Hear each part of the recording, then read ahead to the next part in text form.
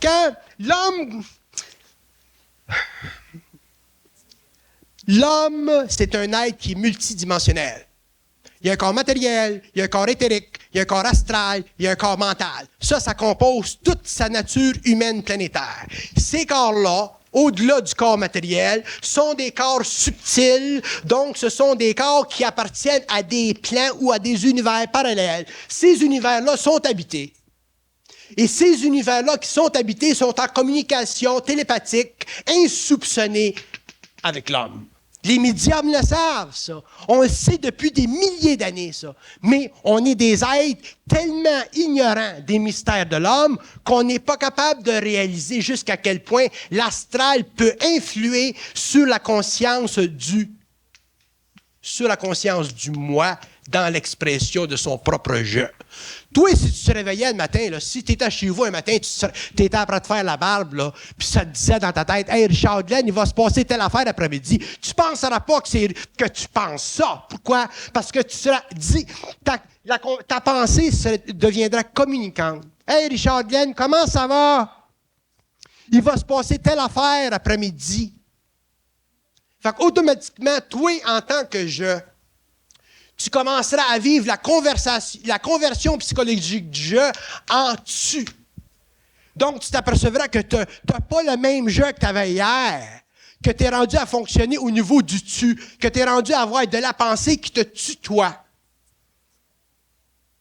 Et l'homme est protégé contre ça par sa psychologie, par son équilibre psychologique, par le travail, par son attention au monde matériel.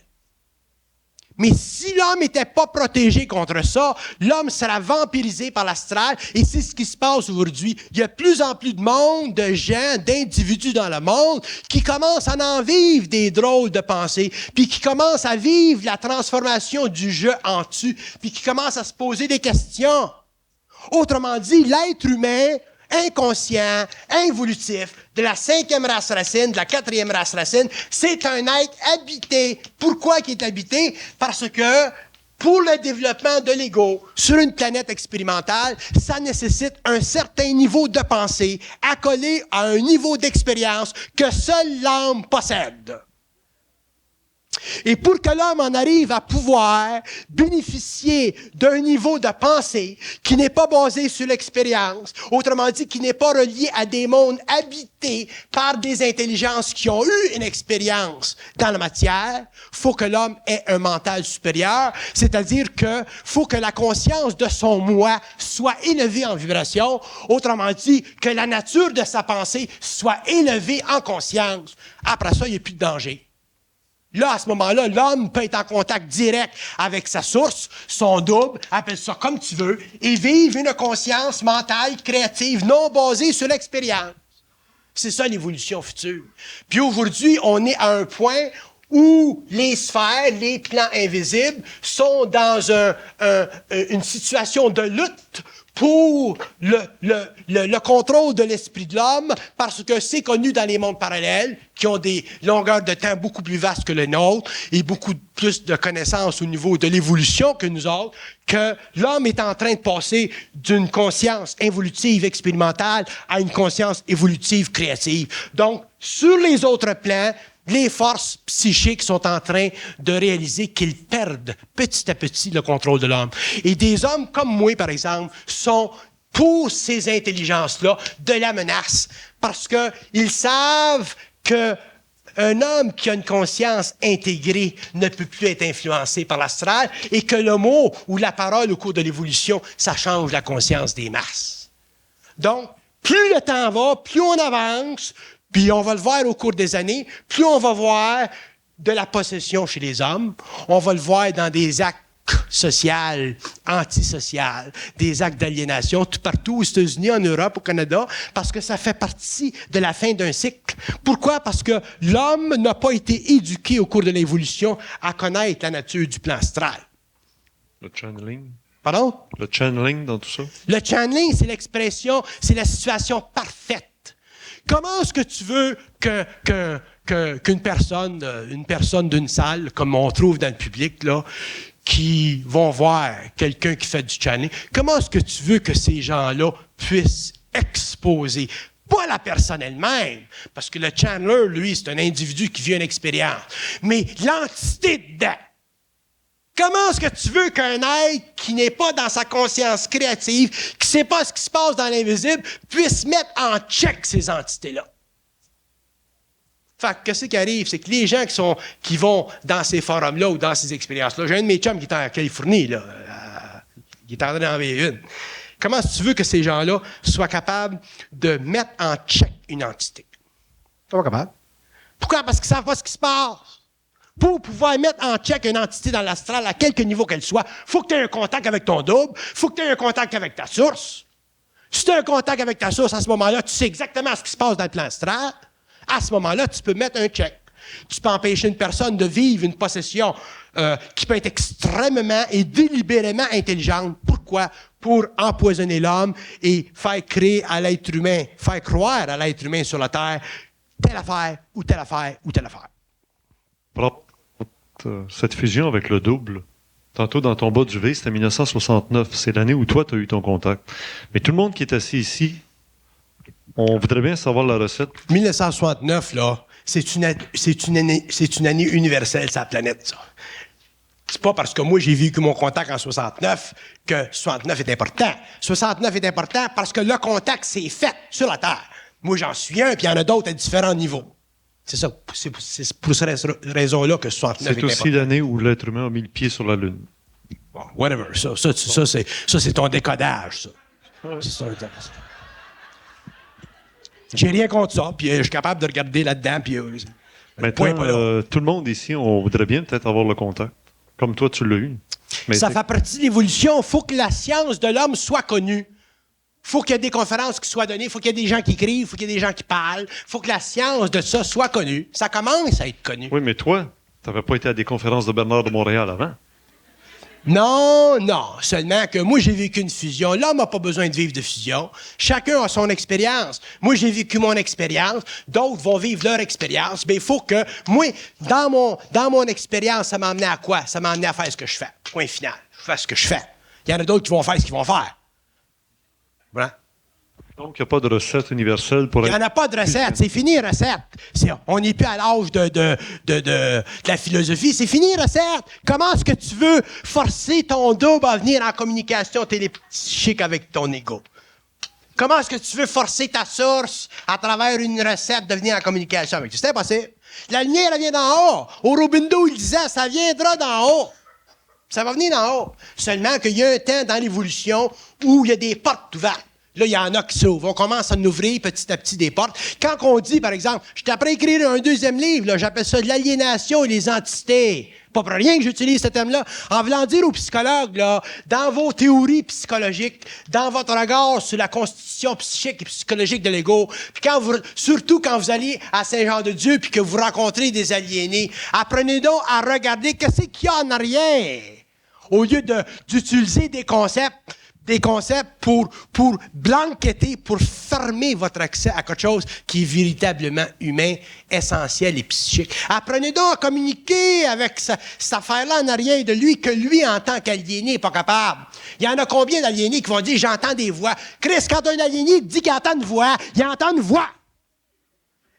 Vous autres, un aliéné dit « j'entends des voix ». Là, vous avez des hallucinations, on va donner 2 aspirines. Une voix, c'est une voix. I don't give a shit where it comes from somewhere. Une voix, ça vient de quelque part.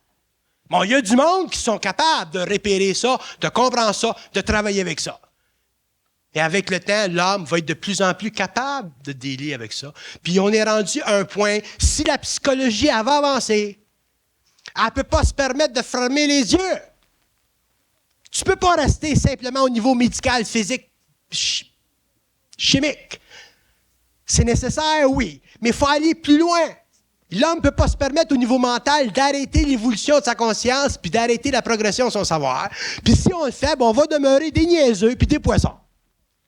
Mais je peux vous dire une chose, c'est que ce qui va se produire, c'est qu'il va se développer des sciences parallèles au niveau de la psychologie, au niveau de l'ésotérisme, des sciences très avancées, et ce sont dans ces courants-là que les gens un petit peu plus sensibles à eux-mêmes iront un jour chercher des réponses. Bernard, il y a une voix qui me dit qu'il faudrait faire une pause. Pendant la pause, vous savez qu'il y a le livre de Bernard qui s'appelle La jeunesse du réel qui est disponible à l'arrière. Il y a aussi un répertoire de cassettes de Bernard. On fait une bonne petite pause d'un bon 30 minutes, puis on se retrouve après.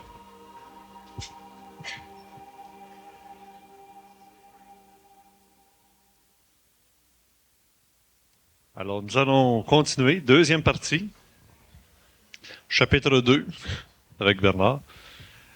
Habituellement, ici à Québec, dans la deuxième partie de la soirée, les gens posent des questions.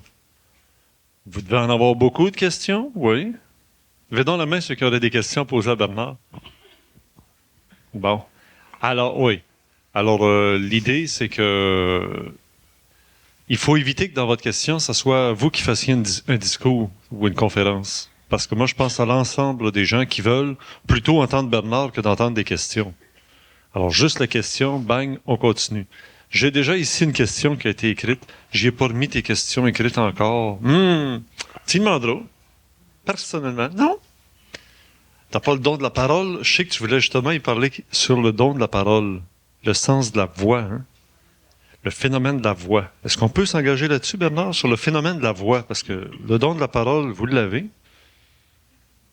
Puis on voit jusqu'à quel point la voix nous engage sur une voie. Je me retire. Qu'est-ce que c'est la question? Alors, la question, c'est quoi le sens de la voix? Parce que la dernière conférence qu'on a eue ensemble à Québec, ça s'est terminé ces derniers mai là-dessus. À part d'après, quand vous avez dit, là, on était des idiotes savantes. Il avait dit ça l'autre fois à la conférence ici à Québec. Mais après, vous avez dit aussi, on connaît le cerveau humain, on connaît les systèmes biologiques de l'être humain, puis on ne connaît même pas l'esprit qui entre dans l'être humain.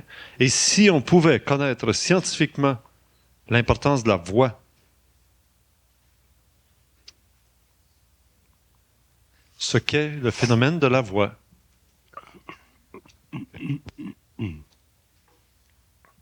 La voix.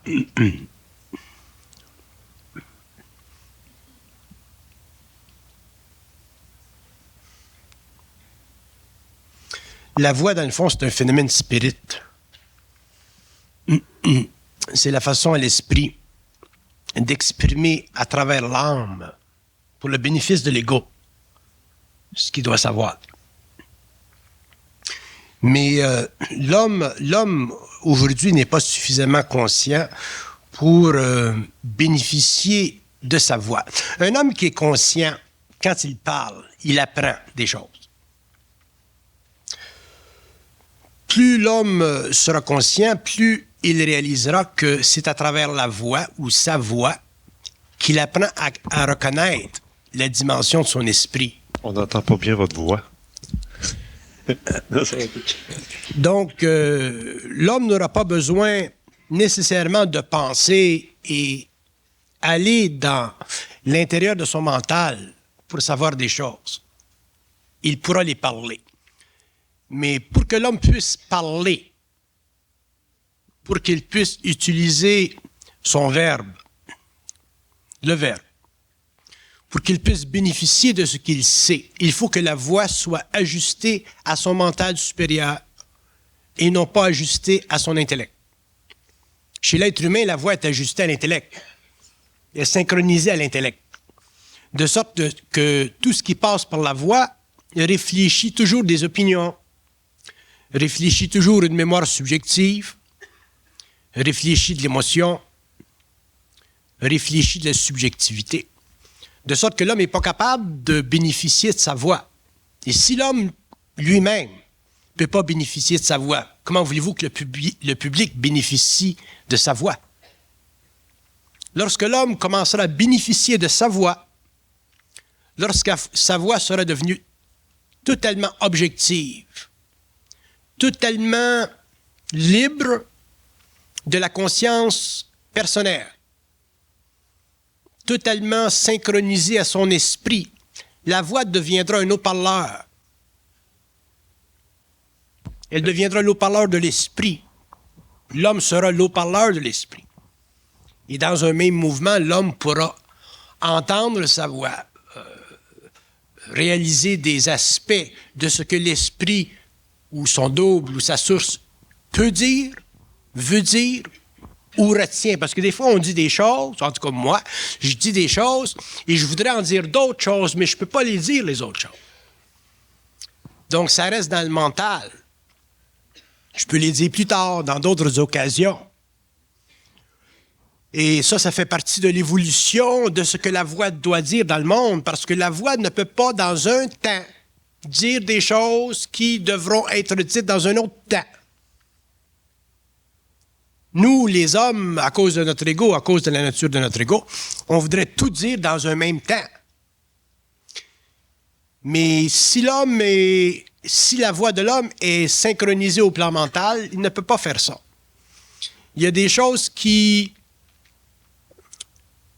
ne doivent pas être dites dans le monde parce que ce ne serait pas bon, par exemple, qu'elles soient entendues dans le monde. Pourquoi? Parce que les masses humaines ont une capacité de réceptivité et de compréhension de la voix qui est colorée par leurs émotions ou leur mémoire.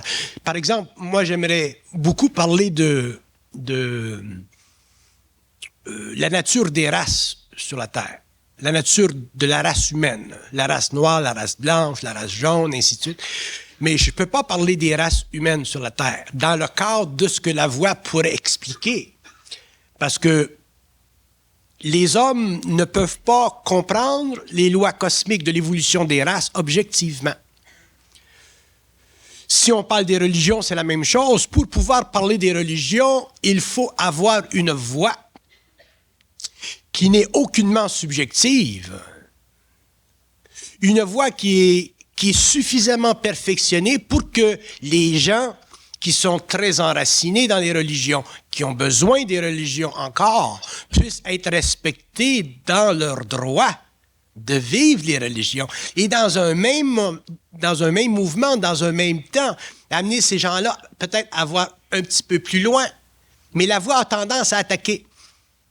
L'homme peut très, très difficilement utiliser sa voix, surtout quand il s'agit de parler de sujets délicats, d'ordre émotionnel, comme la religion, par exemple, sans attaquer ou prendre position.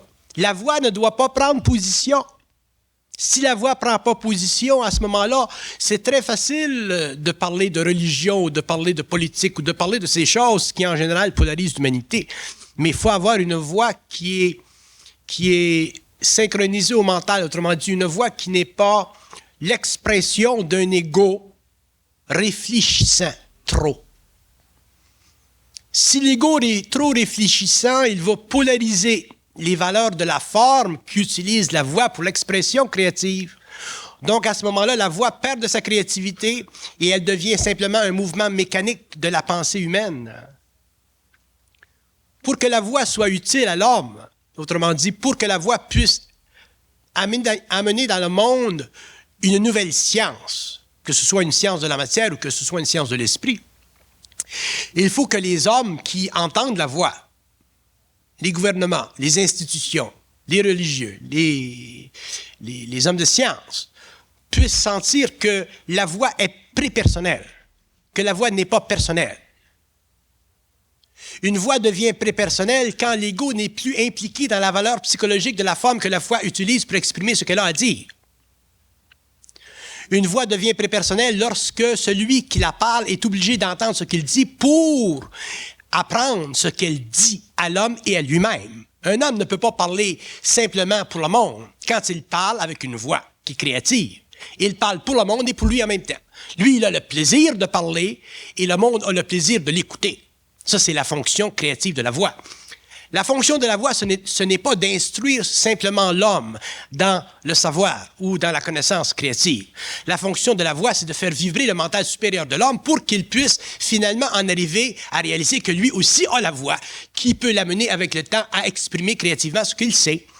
Donc, la fonction de la voix, ce n'est pas une fonction didactique. La fonction de la voix n'est pas une fonction professoriale. Un homme qui a la voix ou qui a la parole ne peut pas être professorial. Il est simplement créatif. Être professorial ou être didactique, ça fait partie de l'actualisation du mental inférieur pour le bénéfice de l'ego et aussi de la société. Mais l'actualisation de la voix dans le monde fait partie du mouvement créatif de l'esprit à travers l'ego pour le mouvement de la conscience dans le monde, autant celle qui la parle, la voix, que celui qui l'écoute. Donc la voix en elle-même est totalement prépersonnelle. Un homme qui parle ou un homme qui a la voix ou un homme qui a une conscience créative s'aperçoit que plus il parle, plus il apprend des choses. Un homme qui parle et qui n'apprend rien, c'est un homme qui perd la voix. Donc à ce moment-là, il développe simplement de la jasette, mais il n'a pas la parole. Et les hommes sur la Terre aujourd'hui n'ont pas la parole. L'homme jase énormément à tous les niveaux de l'organisation sociale ou du mouvement de la voix inconsciente et mécanique. On peut le voir au niveau de la politique, par exemple. Si l'homme parlait au niveau de la politique, ce serait terrible, les changements et les chocs qu'il créerait dans le monde. C'est pour ça que les hommes qui ont de la voix ne peuvent pas aller ouvertement dans le monde de la politique parce qu'ils mettraient leur vie en danger, à moins d'utiliser la voix sur une autre échelle de vibration pour que la voix elle-même entre dans des éthers de vie suffisamment avancés pour que ces hommes puissent utiliser des fonctions éthériques de leur cerveau pour l'actualisation dans le monde de ce qui doit être fait, et ainsi de suite. Mais ça fait partie du travail occulte des initiés. Donc la voix conscientisée ou la voix créative ou le verbe, j'aime pas le mot le verbe parce que le mot verbe a été utilisé dans le passé puis il est devenu trop une expression spirituelle de ce que la voix doit être.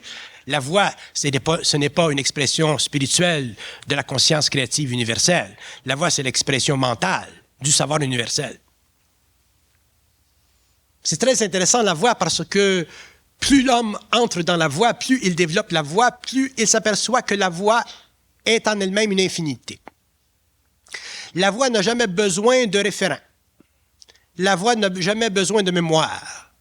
La voix, elle est créative. Elle s'institue instantanément et elle crée instantanément. Donc, un homme qui a la voix ne peut pas avoir la voix simplement pour le monde. Il a la voix aussi pour lui-même. Et ce qui est intéressant dans la voix, c'est que quand on a la voix, notre conscience change. Un homme qui a la voix change automatiquement en conscience. Vous ne pouvez pas parler créativement et ne pas changer votre conscience. C'est probablement dans ce sens-là que l'homme va apprendre à parler et va désapprendre à jaser. En apprenant à parler, il va s'apercevoir petit à petit qu'il doit supporter ce qu'il sait. Donc, avec le temps, sa voix va se raffermir. Il y aura de moins en moins d'émotions dans la voix, il y aura de plus en plus de concentration dans le mental, et l'homme, en tant qu'égo, s'inquiétera de moins en moins de ce que la voix va dire. La voix, ce qu'elle dit, ce n'est pas de ses affaires, c'est lui qui doit découvrir ce qu'elle dit.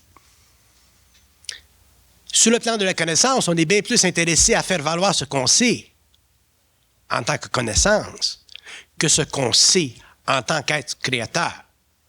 Tandis que sur le plan de la conscience, sur le plan du savoir, la voix prend elle-même son mouvement. Elle crée elle-même son mouvement et elle laisse derrière elle l'ego.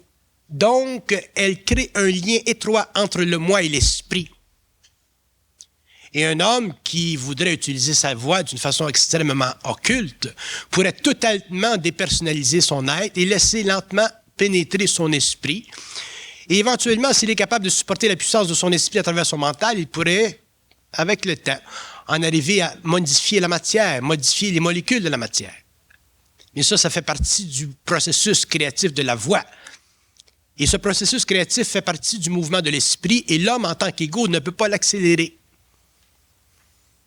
Donc la voix, c'est le seul pont qui existe entre l'homme et l'esprit dans la mesure où il est capable de reconnaître sur le plan mental de sa psychologie l'exercice de l'esprit à travers les formes mentales de son moi.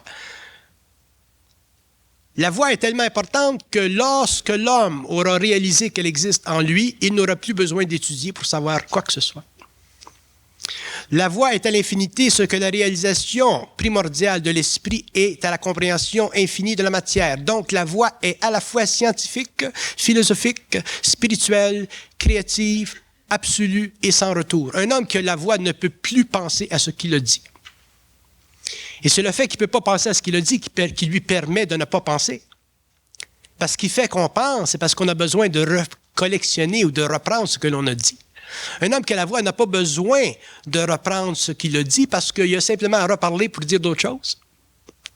Donc, le processus infinité de la conscience s'établit et l'homme, avec le temps, s'habitue à ceci et il s'aperçoit qu'il a de moins en moins besoin de penser pour savoir et il a de plus en plus à parler pour dire ce qui doit être su de l'homme ou à travers l'homme ou pour l'homme. La voix, ça fait partie du mystère de l'esprit à travers la conscience humaine et elle n'existe pas sur la Terre, mais elle existera. Et plus elle deviendra puissante sur la Terre, plus la science de l'homme à tous les niveaux changera. Et c'est ce qui créera, avec l'évolution, une nouvelle civilisation sur le globe. Une civilisation qui ne sera pas nécessairement celle ou parallèle à celle qui existe aujourd'hui, mais une civilisation qui sera définitivement reliée à celle qui existe aujourd'hui, mais dont les fondements, l'actualisation, l'expression feront partie d'un autre ordre des choses. Mais c'est la voix qui créera cet ordre des choses. Autrement dit, la voix de l'homme aura éventuellement la capacité de séparer le monde de la matière du monde de l'éther. Et ça permettra à l'homme de rentrer en conscience éthérique dans des mondes parallèles. Et là, à ce moment-là, l'homme aura la liberté d'utiliser sa voix de façon créative. Mais par rapport à la matière, ce qu'il n'a pas le droit sur le plan matériel, parce qu'il créerait dans le monde de la matière des chocs qui seraient trop grands pour que la civilisation puisse l'absorber. Ça répondait-tu à votre question? Oui. Elle a dit oui. Heureusement. Une question ici qui a été écrite qui est très intéressante. Si la lumière pénètre dans un être humain, on ne décide pas quand cette lumière nous pénètre, c'est elle qui le décide. Comment se fait-il qu'il y a des êtres humains qui sont capables de l'absorber, puis d'autres, ils capotent? Pour que la lumière descende, pénètre l'homme, il faut que l'homme soit donné de comprendre le mouvement de cette lumière-là à travers ses plans. Si l'homme n'est pas donné de comprendre le mouvement de la lumière à travers ses plans, à ce moment-là, c'est très difficile parce que l'homme ne vit pas la fusion avec la lumière. L'homme ne vivra pas la fusion instantanée avec la lumière. L'homme va en arriver à se conscientiser graduellement. Et ce qui va se produire, c'est que la lumière est tellement puissante que lorsqu'elle entre dans le mental de l'homme, puisque le mental de l'homme est polarisé, l'ego, lui, a tendance à subir la polarisation. Et il est évident, en tout cas de par l'expérience que moi j'ai vécue en 69, il est évident que lorsque ce rayonnement se fait chez l'être humain, il y a une destruction créative de tout ce qui est rattaché à la personnalité. Donc, automatiquement, l'homme vit une sorte de folie. En fusion, il n'y a pas de danger pour l'homme parce qu'il est supporté par son esprit. Mais si l'homme doit en arriver éventuellement à une fusion graduelle et qu'il n'est pas supporté par son esprit dans un état de fusion instantanée, à ce moment-là, il faut qu'il ait une science qui puisse lui expliquer ce qui se passe dans ce processus transformationnel. C'est pour ça que je mets tellement d'emphase sur l'importance de comprendre le mouvement de l'astral à travers le mental de l'homme. Pour faire comprendre que le mouvement, que dans le monde de l'astral, qui est un monde habité, automatiquement, à partir du moment où un être humain se conscientise, à partir du moment où ses centres psychiques s'allument, ces forces-là ont tendance à interférer avec le mental humain. Donc, elles vont se servir de sa mémoire pour lui faire croire toutes sortes de choses. Et c'est là, à ce moment-là, que l'homme devient vampirisé et qu'il peut même en arriver à être possédé par ces forces-là. Et s'il est possédé, mais à ce moment-là, l'aliénation est très avancée et ça peut l'amener à la destruction. Donc, il faut qu'une science précise soit donnée à l'homme pour que l'homme puisse au moins avoir une conscience de ce qui se passe dans son mental. Et une fois qu'il a cette science-là, mais là, il peut aller plus facilement dans toute la transformation. Et avec le temps, la lumière descend, elle se place, la transformation du mental se fait, l'ajustement du corps émotionnel se fait, la polarité diminue, sa tension psychique entre le bien et le mal, qui culmine dans le fameux phénomène du doute, éclate. Et finalement, l'homme commence à rentrer dans la liberté créative de son être. Mais ça prend une science. la différence, par exemple, entre l'homme qui vit une fusion instantanée et l'homme qui vivra une fusion graduelle, c'est simplement une différence d'appointement de cette science. Un homme qui vit une fusion instantanée, il va être amené à vivre des souffrances, mais il ne pourra pas subir l'astral. Donc, l'astral est totalement neutralisé.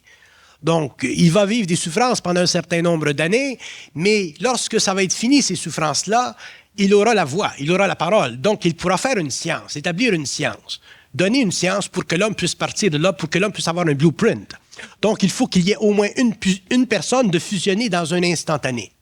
Après ça, l'homme peut fusionner au fur et à mesure qu'il avance. C'est plus important le temps que ça prend. Mais la conscience déjà se développe. Bien, dans la mesure que la science, une science absolue, soit donnée en ce qui concerne la nature du mental de l'homme. Si on dit, par exemple, l'homme pense ce qu'il pense...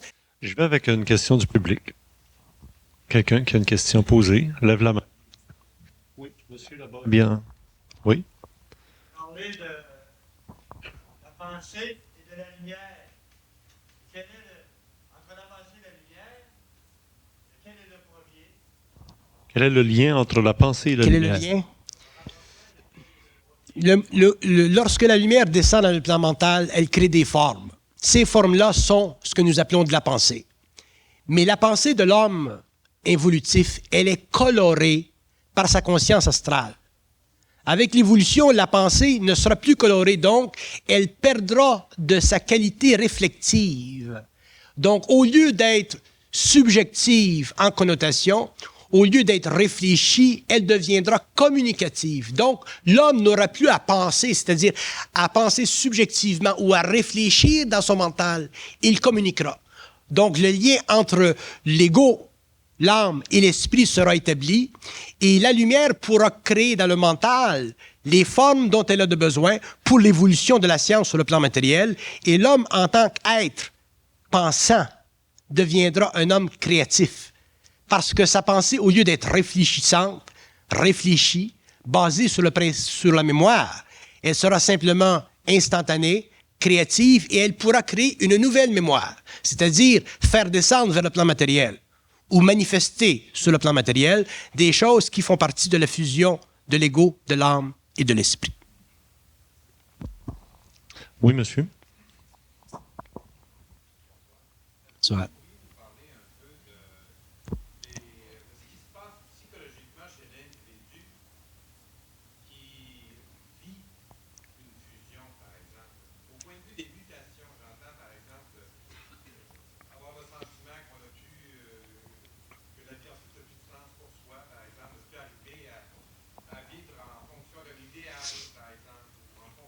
Ouais. C'est une question très importante, ça. Je vais reprendre pour le bénéfice de l'enregistrement. Oui, alors, monsieur demandait, quel est l'effet psychologique que subit la personne qui est fusionnée sur les plans de son idéal, de sa vie familiale ou de... Bon. Quand l'homme se conscientise, les valeurs psychologiques de son ego sont mises en contradiction ou en contraste avec les valeurs créatives de son moi, qui lentement s'universalise. Donc, ce qui se produit chez l'homme, c'est qu'il a tendance, à cause de sa haute spiritualité à ce moment-là, de se détacher des valeurs du monde. Et ça, c'est une illusion. Pour que l'homme en arrive à pouvoir maintenir l'équilibre entre le processus de fusion, autrement dit, entre le processus d'intégration de l'énergie et sa conscience égoïque, il faut qu'il ne cède pas au mouvement dénaturalisant de sa spiritualité, parce que sa spiritualité a tendance à astraliser son mental. Et si l'homme vit cette illusion-là, ce qui va se produire, c'est qu'il va perdre sa job, il va perdre sa femme, il va perdre ses enfants. Autrement dit, il va se faire spirituellement astraliser. Et si nous regardons ce qui se passe dans le monde chez les individus qui poursuivent des recherches spirituelles, on s'aperçoit que pour ceux qui vont assez loin dans ce domaine-là, on s'aperçoit qu'ils ont une tendance à sortir du système Il ne s'agit pas pour l'homme de sortir du système. Il s'agit pour l'homme de devenir suffisamment créatif pour créer par rapport au système ou en relation avec le système, son propre système. Autrement dit, je vais vous donner un exemple. Depuis quelques années, j'ai formé à Québec une corporation avec des individus qui ont une certaine conscience. Et c'est une corporation qui s'occupe de choses extrêmement banales. Dernièrement, nous avons ouvert une compagnie d'aviation. Nous avons ouvert des compagnies de gestion pour l'entreprise. Autrement dit, nous avons repris contact avec le monde dans lequel nous vivons et essayé de créer dans ce monde-là du matériel créatif nouveau qui puisse être utile à la société dans laquelle nous vivons. Donc, il est évident que la façon dont les gens à l'intérieur de cette corporation, si vous voulez, travaillent, ce n'est pas comme ils l'auraient fait dans le passé. Autrement dit, il y a un respect entre nous qui est inévitable. Il n'y a pas de hiérarchie. Les gens qui travaillent dans cette corporation créent les mécanismes corporatifs nécessaires à leur sensibilité. Mais lorsque nous entrons en contact avec des gens du monde, lorsque nous sommes en contact avec des banquiers, lorsque nous sommes en contact avec des gens dans le gouvernement, nous sommes capables de vivre par rapport à la règle de ce jeu social, mais sans jamais perdre notre conscience, sans jamais perdre notre capacité de travailler en harmonie avec ce qui existe déjà dans le monde. L'homme ne peut pas se permettre de réinventer la roue. Mais ceci demande une capacité d'intégrer l'énergie. Et ce qui va se produire au cours de l'évolution, c'est que les hommes, parce que les hommes qui vont se conscientiser, effectivement, représentent la crème de l'humanité dans différentes races et dans différentes nations. Mais ces hommes vont passer par une période de haute spiritualisation où ils vont subir la polarité dans leur conscience. Et s'ils sont suffisamment conscients de l'illusion de la polarité, s'ils sont suffisamment conscients de l'illusion astrale de la spiritualité et qu'ils sont capables d'aller dans le mental de leur propre conscience, graduellement, ils vont pouvoir intégrer cette énergie-là, ils vont pouvoir bénéficier de leur fusion, autrement dit, de leur identité réelle, et ils vont pouvoir continuer à travailler dans le monde, et au lieu d'enlever à la société quelque chose, de lui donner quelque chose, d'ajouter à la société. Parce que il ne faut pas se leurrer, hein? Il ne faut pas, parce que nous sommes des êtres spirituels ou des êtres qui font une certaine recherche spirituelle, il ne faut pas que nous donnions l'impression d'être meilleurs que les autres. Autrement dit, il y a dans le monde des hommes, mon épouse les appelle les inconscients sages. Il y a des gens dans le monde qui travaillent dans les gouvernements, dans les manufactures, dans les commerces, dans le monde, et qui sont des gens très bien. Ce sont des gens qui n'ont pas nécessairement comme expérience la recherche spirituelle, mais ce sont des gens qui ont une grande nobilité d'esprit, d'âme et de conscience humaine.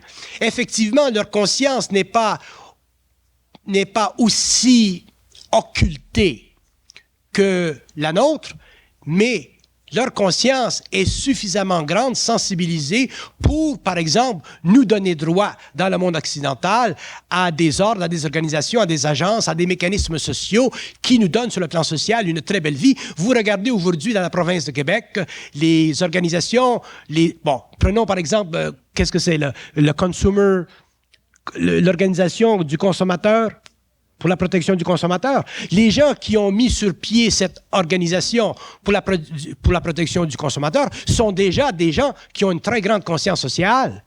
Et il y en a beaucoup de ceci aux États-Unis, en Europe, et ça va de plus en plus grandir en nombre. Donc, il y a de l'esprit chez l'homme dans le monde. Mais ce n'est pas fini l'évolution de cet esprit. L'homme doit aller très loin dans l'évolution de l'esprit, il doit aller très loin dans l'évolution de la conscience, et à partir du moment où il passe de l'involution à l'évolution, évidemment, il doit faire attention de ne pas se laisser astraliser spirituellement, c'est-à-dire il doit faire attention de ne pas trop se séparer de s'éloigner de la société. Parce que si l'homme s'éloigne de la société dans laquelle il vit, il va subir des illusions spirituelles très grandes qui vont l'amener éventuellement à une isolation psychologique, à une intériorisation psychique de très grande envergure qui peut éventuellement l'amener à une forme d'aliénation. Les drogues aident dans cette direction. C'est pour ça qu'aujourd'hui, surtout aux États-Unis, nous faisons face au phénomène des gens qui vivent dans la rue. L'homme ne peut pas s'éloigner trop de la société, parce que la société, c'est cette composante à multiples niveaux, dont la fonction est de quoi? De nourrir l'homme, de lui donner des vêtements, de lui donner les outils nécessaires au travail, de lui donner les outils nécessaires au transport. Effectivement, la société n'est pas parfaite. Mais pourquoi la société n'est pas parfaite? Parce que l'homme n'est pas parfait. Donc, il ne s'agit pas simplement de blâmer la société. Il faut que l'homme se regarde lui-même dans sa propre individualité. Et lorsque l'homme sera suffisamment conscient qu'il verra l'imperfection de la société. Moi aussi, je regarde les nouvelles le soir. Je sais ce qui se passe dans le monde. Mais à partir du moment où l'homme aura une conscience suffisamment avancée, il verra que ce qui se passe dans le monde fait partie du karma de l'humanité. Ça ne fait plus partie de son karma personnel. Donc à ce moment-là, il y aura des individus qui grandiront en conscience. Des individus qui pourront bénéficier de ce qui, dans le monde, est récupérable et utilisable. Vous regardez des organisations comme Greenpeace, ce sont des gens qui ont une très grande sensibilité par rapport à la nature. Déjà, il y a de l'esprit.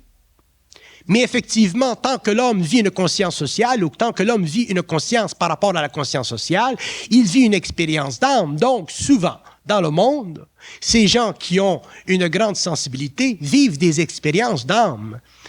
Alors que l'homme conscient ne vit pas d'expérience d'âme. Il vit de conscience créative, il vit du lien étroit avec son esprit. Donc, le danger de la spiritualisation, le danger original de la conscientisation chez l'homme, c'est celui de perdre les pédales. C'est celui de s'imaginer qu'il a découvert un monde nouveau. C'est celui de s'imaginer qu'il a découvert que le monde n'est pas assez bon pour lui. C'est celui de s'imaginer que la terre, elle est pourrie, que tout ce qui est dans le monde est pourri. Et ça, c'est une illusion que l'astral essaiera de créer dans le mental de l'homme pour le séparer de la société, pour l'empêcher d'aller voir les psychiatres s'il a besoin d'aide, pour l'empêcher d'aller voir les médecins s'il a besoin d'aide, pour finalement le récupérer lui et l'amener à une forme d'aliénation et à une forme de perdition éventuelle. Et c'est ce qui se passe. Je rencontre beaucoup de gens qui se sont intéressés aux sciences ésotériques, aux sciences occultes, ou qui se sont lancés à tue-tête dans des mouvements collectifs de haute spiritualité et qui se sont retrouvés des années après totalement sans fondation psychologique, sans fondation psychique, totalement à la merci de personnages, de sectes, de maîtres. L'homme doit réellement faire attention dans la mesure où il se conscientise parce que l'équilibre en lui n'est dépendant que de lui. Je dis que nous avons besoin d'une science très avancée, très occultée. Cette science, elle est déjà en apparition dans le monde. Nous devons regarder cette science, la regarder d'une façon intéressante, attentive, légère. Mais nous ne pouvons pas nous permettre de mélanger trop de spiritualité avec cette science. Parce que la science de la psychologie supramentale ou la science de la conscience ou le savoir de la conscience ou tout ce que l'homme demain saura de l'universalité de son être, c'est une science qui est tellement grande que l'ego ne peut pas, pour la percevoir, pour y goûter, pour en bénéficier, laisser pénétrer en lui trop de courants astraux. Parce que l'astral travaille contre l'homme. Ce sont des forces extrêmement intelligentes. Ce sont des forces qui font partie de la multidimensionnalité de l'être. Ce sont des mondes vivants. Et éventuellement, même la psychologie sera obligée de regarder dans ces mondes-là pour en arriver à comprendre réellement qu'est-ce qui se passe derrière le subconscient de l'homme. C'est un peu la réponse que je peux donner à votre question. Vous parlez que Est-ce que j'ai répondu à votre question? Oui. Oui. J'espère. Et 20 minutes plus tard, si vous écoutez un petit peu le téléjournal, là, l'histoire de celui qui a décidé qu'il mourrait vite, là, il s'appelle Rush Dye. les versets sataniques. Ah oui. Cette situation, c'est une situation qui est très pénible pour l'individu. C'est une situation aussi qui est très pénible pour le peuple islamique. Il faut être objectif. Vous comprenez? Vous regardez comment la voix parle. C'est une situation pénible pour l'individu, l'occidental, qui écrit. Et c'est une situation qui est pénible pour le peuple islamique. Le peuple islamique qui est plongé dans le mouvement extrêmement profond et souterrain de ses émotions spirituelles, ce peuple-là souffre d'un mouvement littéraire tel que celui qui a été exprimé par ce jeune homme en Angleterre. Donc, la position d'un homme qui est moindrement conscient face à un événement comme celui-ci est quoi? C'est une position qui l'amène à dire que l'événement en lui-même, sur le plan de la politique mondiale, sur le plan de l'évolution politique de l'islam, est très important, évidemment. Mais vous ne pouvez pas demander à un homme qui a une voix de prendre position pour un ou pour l'autre. Parce qu'un homme qui est moindrement conscient des forces de l'islam aujourd'hui, qui est moindrement conscient de toute la révolution profonde qui se produit dans l'âme de cette collectivité et qui écrit un livre tel que celui qu'il a écrit, même s'il y a dans ce livre des aspects intéressants, doit réaliser que dans la mesure où tu parles ou que tu utilises ta parole dans le monde à une échelle publique, tu as la responsabilité des chocs que tu crées, donc tu es responsable des chocs que tu reçois. Ça, c'est le côté en ce qui concerne l'individu. Et en ce qui concerne le mouvement islamique ou toute cette fermentation dans le Moyen-Orient, ça fait partie de la fin du cycle. Ça fait partie du besoin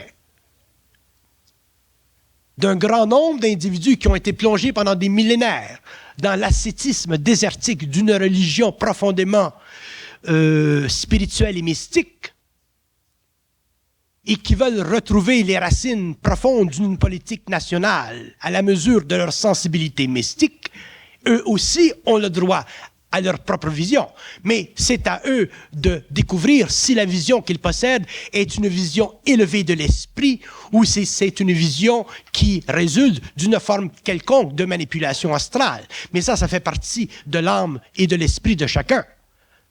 Donc, dans le mouvement de cette expérience, de cet événement dans le monde, nous verrons avec le temps les conclusions, les chocs, les résultantes. Ça fait partie du temps dans lequel nous vivons. Moi, je suis allé dans les pays d'Arabie dernièrement. J'ai rencontré à Skoura des Arabes, des êtres, des hommes islamiques, et j'ai eu des conversations absolument intéressantes avec un de ces bonhommes. Mais pourquoi il me fut facile de parler avec ces individus qui sont extrêmement enracinés dans le logos de leur religion? C'est parce que je n'ai pas essayé de pénétrer leur conscience en utilisant l'attaque que le go utilise en général pour faire valoir un point. Je suis simplement entré dans leur esprit en utilisant le mouvement circulaire qui va lentement vers le centre. Autrement dit, j'ai pénétré dans la conscience de cet individu pour m'apercevoir, comme lui pouvait s'apercevoir, que en tant qu'islamique ou en tant qu'homme occidental tel que je suis, il y avait une conscience universelle. Mais pour en arriver à expliquer à un islamique des aspects d'une doctrine, il faut avoir une voix qui porte très doucement dans la profondeur très vaste de son être qui doit être totalement respecté. Parler avec ces êtres, ce n'est pas comme parler avec les étudiants de la province de Québec. Donc, nous devons utiliser avec l'évolution de la conscience une voix qui est de plus en plus prépersonnelle. Et une voix prépersonnelle, c'est une voix qui pénètre la conscience. Ce n'est jamais une voix qui choque la conscience. Elle peut créer de la coloration qui crée des semblants de choc dans un certain humour, dans une certaine utilisation de mots. Mais ça, c'est simplement pour créer une vibration, pour détendre l'esprit. Mais la voix elle-même, lorsqu'elle fait son travail de pénétration dans la conscience de l'homme, qu'elle s'adresse à un Chinois, qu'elle s'adresse à un bouddhiste, qu'elle s'adresse à un Américain ou à un Russe, ou à un homme qui vient de l'islam, ou à un berbère qui vient de Skoura, cette voix doit toujours être pénétrante. jamais agressive, toujours parfaitement patiente. Et j'ai été tellement patient avec ces gens quand j'ai été là-bas que quand je suis revenu au Portugal, j'ai été totalement malade. Donc, et ma femme en est le témoin et ma fille aussi, j'ai dû supporter l'inconscience des gens dans les kiosques, dans les souks, à un tel point que j'en ai développé des spasmes qui m'ont forcé de retourner à Lisbonne. Mais dans ce processus de patience et de patience et de patience, dans cette capacité de dire au guide qui venait de dire à Mustapha, écoute Mustapha, je t'engage pour la semaine, mais si je ne te vois pas demain, je prends un autre guide et ensuite je le renvoie et je te reprends le lendemain pour faire comprendre à Mustapha que je l'engage, mais je l'engage, je l'ai tout le temps. La journée après, je le rengage. Mais s'il n'est pas là, je vais rengager un autre guide parce que j'ai besoin d'un autre guide. Mais lorsque je rencontre Mustapha 2 jours plus tard, il me dit, pourquoi tu as engagé un autre guide? Tu as fait de la peine à mon esprit. J'ai dit, je n'ai pas fait de peine à ton esprit. Je n'ai pas voulu faire de peine à ton esprit. J'ai voulu simplement me donner l'occasion d'avoir un autre guide avant que toi tu reviennes. Ah, Mustapha, il dit, c'est bien. Tu es gentil. Et ensuite, l'autre guide que j'avais engagé, il me dit, pourquoi tu me laisses pour Mustapha? Mais je lui ai dit, viens, je vais te prendre avec Mustapha. Donc, j'ai eu 2 guides. Donc, ça m'a coûté 2 fois plus cher que ça m'aurait coûté originalement. Mais j'avais 2 guides. Mais vous allez dire, pourquoi 2 guides? Mais j'avais 2 fois plus de protection dans le souk. Donc, personne ne m'achalait avec 2 guides. Et j'ai continué comme ça toute la semaine. Et finalement, j'avais 5 guides dans le souk. Parce que ces gens-là ne comprennent pas la mentalité occidentale. Donc, c'est à l'occidental de comprendre la mentalité du peuple qui est hôte, du peuple qui le reçoit. Si vous n'êtes pas capable de faire ça, vous ne pouvez pas finalement en arriver à travers le mouvement des événements à rencontrer ces autres gens que j'ai rencontrés à Skoura qui maintenant sont intéressés à traduire mon livre. Vous vous imaginez un Arabe qui veut traduire le livre de Bernard de Montréal? C'est un tour de force. Donc, c'est très intéressant comment ça fonctionne la voix. Apprenez donc quand vous parlez, et je vais vous donner une chose, une clé. Quand vous parlez, ne cherchez jamais à avoir raison. Occupez-vous simplement de parler. Là, attention, parce que l'arabe, il a besoin de ne pas s'appeler Dairosh. Celui qui va profaner l'islam en traduisant du Bernard de Montréal en arabe, là, il va se faire courir après. Non, parce que mon livre, c'est un livre qui n'attaque pas, c'est un livre qui explique les choses. Et c'est un type qui a une grande sensibilité.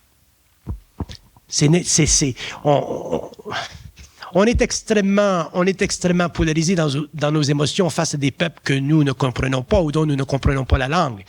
Et pourtant, quand je suis allé à Skoura, ou que je suis à Skoura et à Aïd Benadou, j'ai rencontré un Touareg.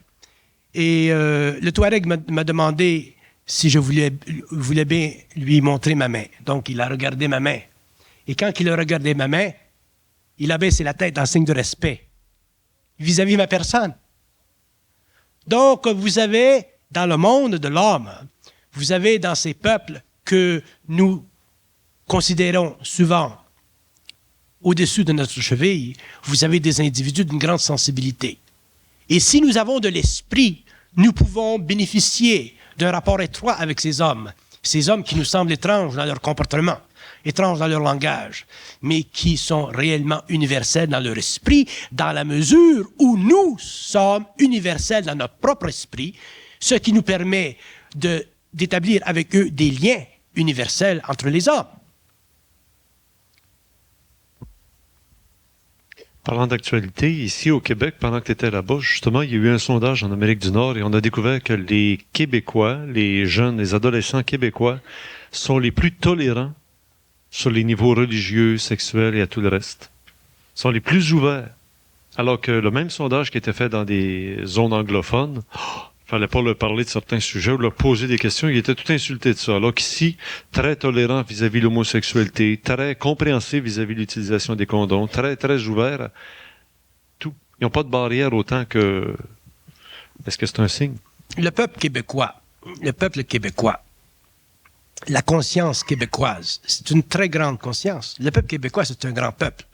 Le problème avec le peuple québécois, c'est qu'il ne sait pas qu'il a de la grandeur. Il commence un petit peu à tâtonner, à sentir.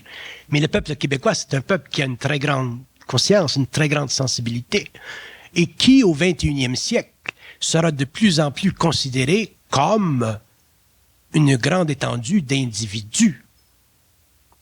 C'est un grand peuple, le peuple québécois. Mais comment réagir quand on est branché sur les immigrants qui arrivent avec... Je veux simplement ajouter une chose oui. à cette qualification.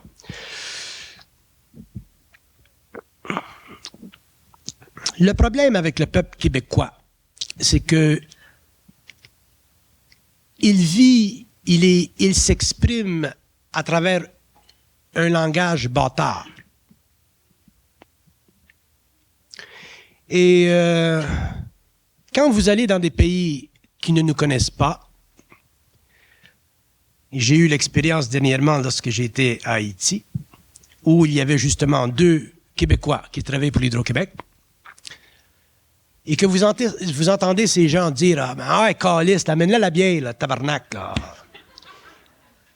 Oubliez le fait que les gens ne savent pas qu'est-ce que ça veut dire « caliste, tabarnak », mais simplement dans la vibration. Il y a une vibration qui se dégage. Parce que le peuple québécois, c'est un peuple qui vit ou qui connaît une violence cachée, non manifeste. Nous sommes des êtres violents. Et la violence de notre être se répercute dans notre langage. Le langage, il est très coloré, il est très intéressant pour nous. Mais nous devons l'utiliser de façon suffisamment sensible pour que la violence ne passe pas à travers le langage, pour qu'il ne reste que la coloration du langage. Et si on me demandait quelle est l'objection que vous faites au langage québécois ou à la conscience québécoise, surtout à la conscience québécoise qui va dans le monde, c'est ce langage coloré, mais trop violent, que nous utilisons dans le monde. Pourquoi? Parce que nous avons un complexe national d'insécurité psychologique. Nous avons une infériorité psychologique. Et cette infériorité psychologique, elle se démasque dans le langage. Et ceci n'est pas bon pour les relations interculturelles. C'est pour ça que nous avons de besoin dans nos écoles, dans nos institutions académiques, nous avons besoin de développer une conscience de notre langage pour que nous puissions de temps à autre parler comme du monde et de temps à autre nous laisser aller dans notre langage coloré entre nous. Moi aussi, je le fais, je l'ai déjà fait à la télévision. Je l'ai fait déjà avec Glenn. J'ai déjà utilisé ce langage purement québécois pour faire passer une vibration, pour créer un choc dans la forme. Mais je ne peux pas passer mon temps dans le monde à parler avec un langage aussi violent. Donc, je dois raffiner un peu mon langage pour que la parole soit plus accessible et plus plaisante à l'oreille. Et le Québécois a besoin de prendre conscience de ceci. S'il ne veut pas créer dans les autres pays cette réaction. Vous savez qu'à Mexico, à Puerto Vallarta, c'est marqué dans certains restaurants ou à la porte de certains restaurants, nous ne servons pas los tabernacos. C'est ridicule. Et vous savez très bien, vous qui avez voyagé un peu, parce que les Québécois voyagent beaucoup, vous savez très bien comment vivent leurs vacances certains de nos concitoyens. Moi, je suis Québécois, je suis content de vivre au Québec, mais quand je vais à l'extérieur du Québec, je suis content de ne pas connaître de Québécois.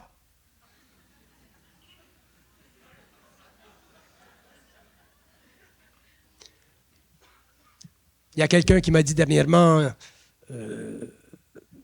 vous n'avez pas l'accent québécois. J'ai dit, je suis québécois, je l'ai calisse l'accent québécois, mais je ne l'utilise pas toujours.